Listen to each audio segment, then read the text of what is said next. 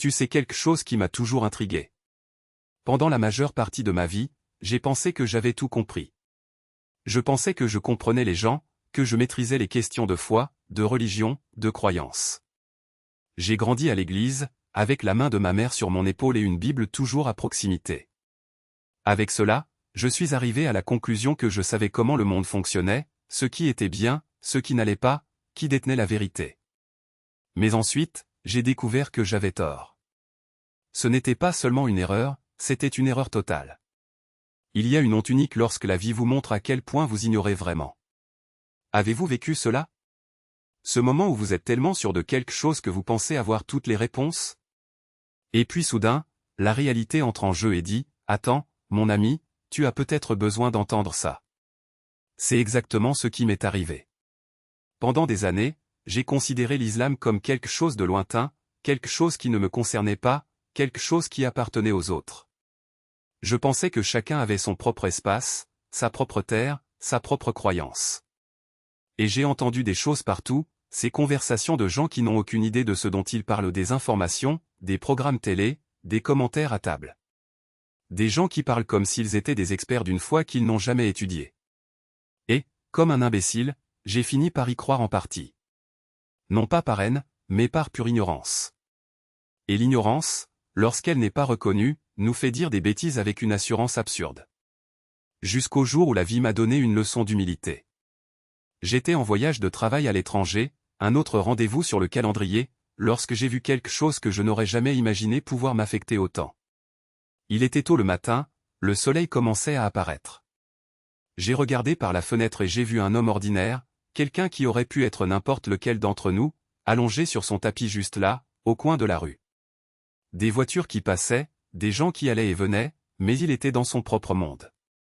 Il baissa la tête, murmura des mots que je ne comprenais pas et pria simplement. Là, sans peur, sans précipitation, sans honte. Et je me suis demandé, quel genre de foi est-ce, qui pousse une personne à tout arrêter juste pour parler à Dieu?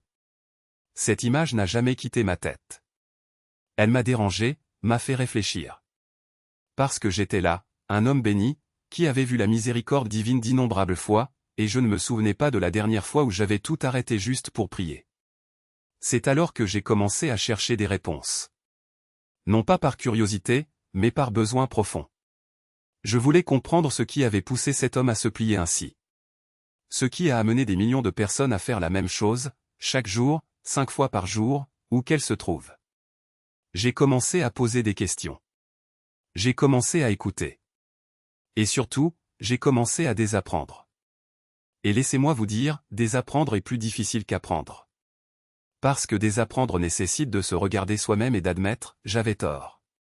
Et ce n'est pas facile pour un homme au parcours réussi et habitué à parler devant les foules. Mais la vérité a le pouvoir de faire tomber les barrières. Quand quelque chose est réel, quand quelque chose est pur, on ne peut pas s'enfuir pour toujours. Je me souviens d'une conversation que j'ai eue avec un frère un soir, parlant de la vie, de la foi et du but. J'ai dit, mec, je ne comprends pas. Tant de règles, tant de rituels. Et il m'a regardé avec un calme impressionnant et m'a répondu, frère, ce ne sont pas les règles, c'est le rythme. Je lui ai demandé ce qu'il voulait dire et il m'a expliqué, c'est le rythme de l'âme. Ce n'est pas une question de contrôle, c'est une question de connexion. À ce moment-là, j'ai senti quelque chose bouger en moi. Il a poursuivi, quand nous prions, ce n'est pour le montrer à personne. Nous le faisons parce que nous y sommes obligés. Cela nous garde humbles, cela nous rend reconnaissants, cela nous rappelle qui est aux commandes. Et cela m'a profondément touché. Parce que j'ai réalisé que j'avais mené ma vie à mon rythme, avec mes projets, mes rêves, mon élan. Mais en regardant ces hommes et ces femmes vivre avec tant de discipline et de dévouement, j'ai été envahi par une humilité qu'aucun succès ne m'a jamais procurée. Avant, je pensais que l'islam n'était que restriction. Aujourd'hui, je vois qu'il s'agit de libération. Il s'agit de mettre son ego de côté pour faire place à Dieu. Et quand je dis que cela m'a transformé, je parle d'un changement qui m'a secoué jusqu'aux os. J'ai dû y réfléchir beaucoup, car j'ai réalisé que je n'avais pas seulement tort sur l'islam, mais aussi sur la foi elle-même. La foi, ce n'est pas avoir toutes les réponses. La foi, c'est admettre que vous ne les avez pas, mais avoir confiance que Dieu les a. C'est ainsi que mon voyage a commencé. À partir de ce jour, j'ai décidé, Steve, arrête de parler des gens et commence à leur parler. La seule façon de comprendre la vérité est d'être assez humble pour écouter. Et je vais vous dire une chose, lorsque j'ai commencé à écouter les musulmans parler de leur foi, de leur famille, de leur objectif, j'ai arrêté de voir l'islam comme quelque chose de différent.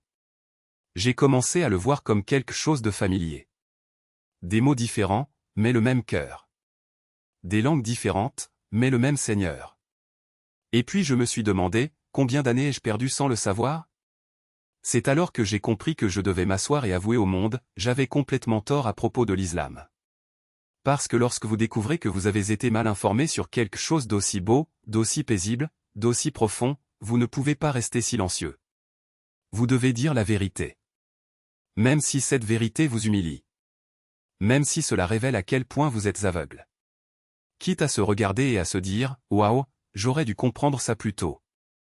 Après cette première expérience, après avoir vraiment regardé l'islam au lieu de simplement regarder les musulmans, je suis resté silencieux pendant un moment. Je n'avais plus envie de parler de quelque chose que je ne comprenais plus. J'ai passé toute ma vie à parler à la télé, sur scène, à la radio, mais maintenant il était temps d'écouter. Et, frère, quand je dis que ce que j'ai entendu a changé mon cœur, je n'exagère pas. La première chose que j'ai apprise, c'est que l'islam n'est pas une question de peur, mais de paix. En fait, le mot lui-même vient de « salam », qui signifie paix. Mais je n'ai compris cela que lorsque j'ai commencé à observer comment vivent les musulmans. 5 fois par jour, ils arrêtent ce qu'ils font, peu importe qui les regarde, où qu'ils se trouvent, et prient. Je demandais, pourquoi tant de fois? Une seule ne suffit-elle pas? Mais ensuite le centime est tombé. Je vérifie mon téléphone 50 fois par jour. Je consulte mes emails, les réseaux sociaux, mon calendrier. Mais à quand remonte la dernière fois que je me suis arrêté pour me connecter avec Dieu sur cette même fréquence? 5 fois, ce n'est pas un fardeau, c'est une bénédiction. C'est une réinitialisation. C'est comme dire, mon Dieu, peut-être que j'ai perdu ma concentration, peut-être que j'ai été un peu distrait, mais laisse-moi rentrer chez moi une seconde. Ensuite, j'ai découvert le sujud, ce moment où ils s'inclinent et posent leur front sur le sol. Je l'avais déjà vu, mais je ne l'avais jamais compris. J'ai pensé, pourquoi s'inclinent-ils comme ça? Jusqu'à ce que quelqu'un m'explique que, dans le sujud, les êtres humains sont plus proches de Dieu qu'à tout autre moment. Et cela m'a profondément touché. Parce que je me souvenais de toutes les fois où je priais debout, parlant vite, pensant déjà à la prochaine chose. Mais ces gens-là s'inclinent, s'humilient. Et j'ai réalisé que parfois il faut se baisser pour être soulevé. C'est ce qu'enseigne l'islam. Ce n'est pas de la faiblesse, c'est de l'abandon. Et la livraison fait la force. Lorsqu'il est fait avec le cœur, il se transforme. Être humain devant le divin. Et cette vision a tout changé. Parce que j'ai réalisé qu'au fond, ce n'était pas une question d'islam. Il s'agissait de ce que l'islam m'a montré sur moi-même. Combien de fois ai-je agi de manière impulsive, sans penser au poids de mes mots? Combien de fois ai-je fait l'aumône juste pour me sentir bien, sans même regarder dans les yeux ceux qui en avaient besoin? Combien de fois ai-je prié comme quelqu'un qui écrit un chèque sans provision, en espérant que Dieu couvrirait mes erreurs sans que j'aie à changer? L'islam ne m'a pas donné de réponse toute faite. Il m'a posé des questions auxquelles je ne voulais pas répondre. Et l'une des plus importantes était, et si la foi ne dépendait pas de ce que vous croyez, mais de la façon dont vous vivez? Parce que ça ne sert à rien de dire qu'on aime Dieu si on n'aime pas son prochain. Cela ne sert à rien de jeûner si vous ne contrôlez pas votre langue.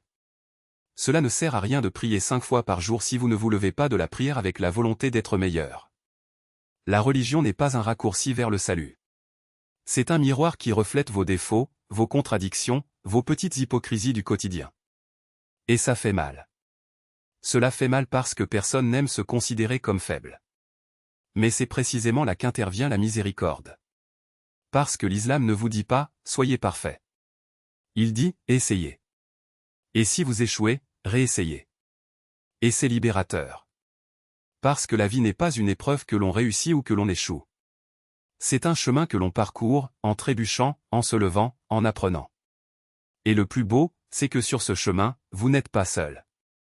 Vous avez des frères et sœurs qui vous rappellent, n'abandonnez pas. Dieu ne vous a pas abandonné. Je me souviens d'une conversation avec un vieil homme sage dans une mosquée.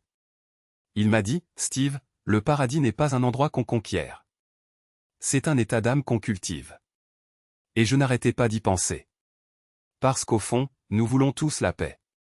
Nous voulons sentir que nos vies ont un sens. Nous voulons nous réveiller le matin sans avoir le sentiment de poursuivre quelque chose que nous n'atteindrons jamais.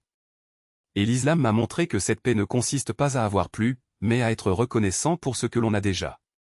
Il ne s'agit pas d'accumuler, mais de partager. Il ne s'agit pas de dominer, mais de servir. Et tu sais quoi d'autre?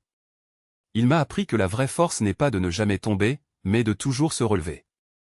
La vraie sagesse ne consiste pas à ne jamais commettre d'erreur, mais à apprendre de chaque erreur. Cette vraie foi ne consiste pas à ne jamais douter, mais à continuer de croire même lorsque le doute est pressant. Parce qu'en fin de compte, Dieu ne nous demande pas d'être parfaits. Il nous demande d'être sincères. Et c'est cette sincérité qui fait toute la différence. C'est ce qui transforme une prière mécanique en un dialogue sincère.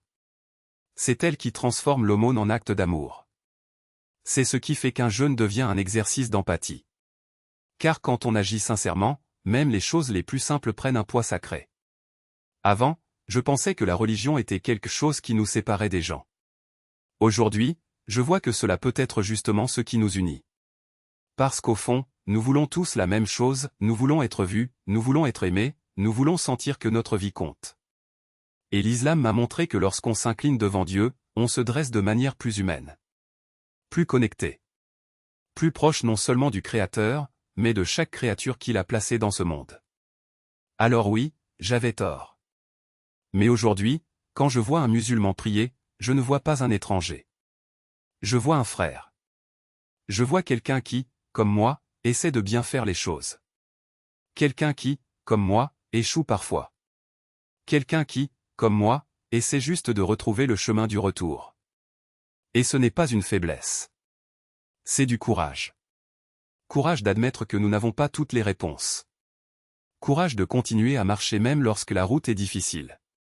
Courage de croire qu'en fin de compte, la miséricorde sera toujours plus grande que nos erreurs. Et s'il y a une chose que j'ai apprise au cours de ce voyage, c'est que la foi ne dépend pas de ce que l'on sait. Il s'agit de ce que vous faites avec ce que vous savez. Il ne s'agit pas de ce que vous dites. Il s'agit de la façon dont vous vivez. Et l'islam m'a appris à vivre d'une manière que je n'aurais jamais imaginée, avec plus d'humilité, plus de gratitude, plus d'amour. Non pas parce que je suis meilleur que quiconque, mais parce que j'ai enfin compris que la vraie grandeur n'est pas d'être servi, mais de servir. Et cela, mon frère, est une leçon qui s'applique à nous tous. Parce qu'en fin de compte, peu importe votre foi. Ce qui compte, c'est de savoir si vous êtes prêt à vous plier. Ni pour rien au monde, ni pour les opinions des autres, ni pour ce qui est facile. Mais pour ce qui est juste. Pour ce qui est vrai. Pour ce qui vous rend plus humain. Et lorsque vous faites cela, quelque chose de magique se produit. Vous arrêtez de voir les différences et commencez à voir les gens. Arrêtez de voir des ennemis et commencez à voir des frères. Arrêtez de voir des obstacles et commencez à voir des opportunités de croissance. Et surtout, vous arrêtez de vivre dans la peur et commencez à vivre avec un but. Parce qu'au fond, c'est ce que l'islam m'a appris, que la vie ne dépend pas de ce que l'on accomplit, mais de ce que l'on laisse derrière soi. Il ne s'agit pas de ce que vous avez, mais de ce que vous donnez. Il ne s'agit pas de ce que vous dites, mais de ce que vous faites. Et quand vous comprenez cela, mon ami, vous comprenez que la vraie foi ne se trouve pas dans les livres. C'est dans le cœur. Ce n'est pas dans les mots. C'est dans les actions. Ce n'est pas dans ce que vous professez. C'est dans ce que tu vis. Et je ne peux qu'être reconnaissant d'avoir eu la chance d'apprendre cela. Car aujourd'hui, quand je regarde le ciel, je ne vois pas que des étoiles. Je vois un rappel que peu importe à quel point je suis petit, je fais partie de quelque chose de beaucoup plus grand. Et quand je m'agenouille, ce n'est pas par faiblesse. C'est par gratitude. Parce qu'en fin de compte, la plus grande bénédiction n'est pas celle que Dieu nous donne. C'est ce qu'il nous permet d'être. Qu'il nous appartient. Et ça, c'est de la pure beauté. Car s'il y a une leçon que je retiens de tout cela, c'est bien celle-ci, ne laissez jamais le bruit du monde étouffer la vérité. Allez vers elle. Voyez de vos propres yeux. Parlez, écoutez, ressentez, parce que la vérité authentique, n'est pas cachée. Et quand vous le trouverez enfin, vous saurez qu'il a toujours été là, n'attendant que vous. J'avais tort à propos de l'islam. Mais se tromper est le moyen de bien faire les choses. C'est au détour que la route se dévoile. Il est douteux que la foi se renforce. Et c'est lorsque nous tombons que nous apprenons à nous relever, non pas avec nos propres forces, mais avec les mains de celui qui ne nous lâche jamais. Parce que la vérité n'est pas un dogme. Ce n'est pas un mot répété sans réfléchir. C'est un rendez-vous. C'est un câlin. C'est le moment où le cœur dit « oui, il est là ». Et quand cela arrive, il n'y a plus de place pour la peur. La seule chose qui reste est la certitude qu'en fin de compte, tout a un sens. Même quand on ne comprend pas. Même quand ça fait mal. Parce que la vérité n'a pas besoin d'être comprise pour être vécue. Elle a juste besoin d'être serrée dans ses bras.